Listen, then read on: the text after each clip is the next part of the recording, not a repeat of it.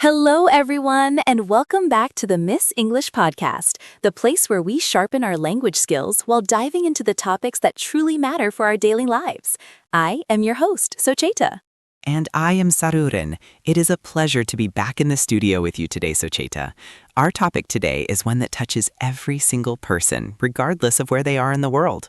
Excitedly, that is right. Today, we are tackling the big, sometimes scary world of money and budgeting. Now, Mr. Saroon, be honest. When I say the word budget, what is the first feeling that pops into your head? To be perfectly honest, Socheta, years ago that word would have made me feel quite anxious. It felt like a cage, like someone telling me no to everything I wanted to enjoy. I feel exactly the same way. It feels restrictive, like you are on a very strict diet but for your wallet. But lately, I've been trying to change my perspective. Instead of a cage, I'm trying to see it as a roadmap. A roadmap, that is a beautiful way to put it. When you have a map, you aren't lost. You know exactly where your resources are going. It actually creates a sense of freedom, doesn't it? It really does. But let's talk about the feeling of spending. Have you ever experienced retail therapy?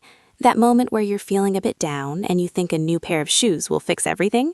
Oh, many times. We call that emotional spending. We are trying to fill an emotional gap with a physical object. But the high of the purchase wears off so quickly, and then the low of the credit card bill arrives. That bill shock is the worst feeling. It's that heavy sensation in your chest when you realize you've overspent. How do we break that cycle, Mr. Saroon? How do we stay disciplined when emotions run high? Encouragingly, one of the best tools I have learned is the 24-hour rule.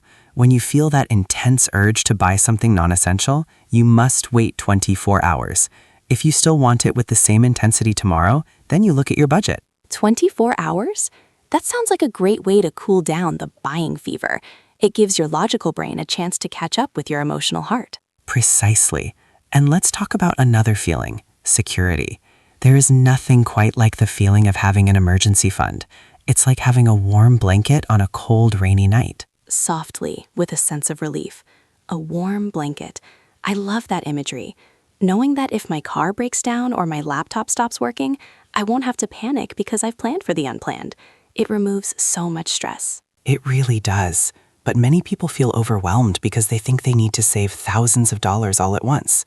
The key is to start small. Even $5 a week is a start. It's about building the habit, not just the amount. Inspired. That is so true. Small steps lead to big destinations. For our listeners who are learning English, these terms, emergency fund, expenses, income, they are more than just vocabulary words. They are tools for life. Proudly. Exactly. Being financially literate means you can advocate for yourself. You can negotiate your salary, you can understand your taxes, and you can dream about the future with confidence. Curiously, speaking of dreams, what about the wants?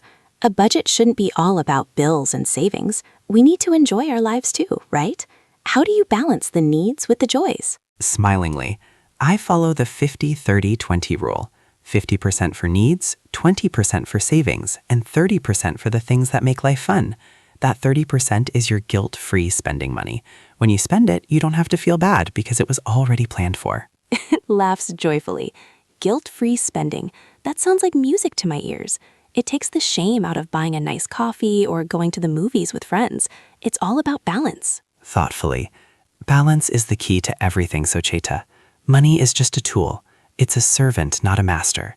When we budget, we are telling our money where to go instead of wondering where it went. With deep realization, wondering where it went, I have spent many months doing exactly that, looking at my bank balance at the end of the month and feeling confused and a bit ashamed.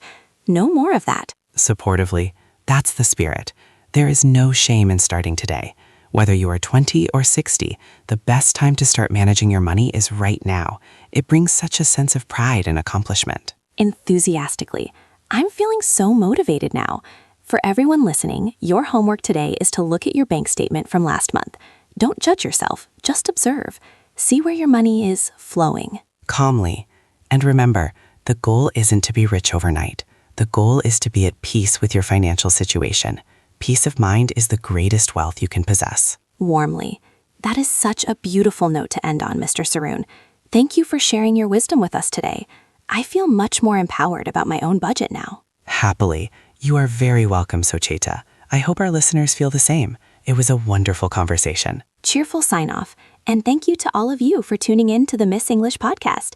Keep practicing your English, keep dreaming big, and we will see you in the next episode. Bye-bye. Goodbye, everyone. Stay mindful and stay happy.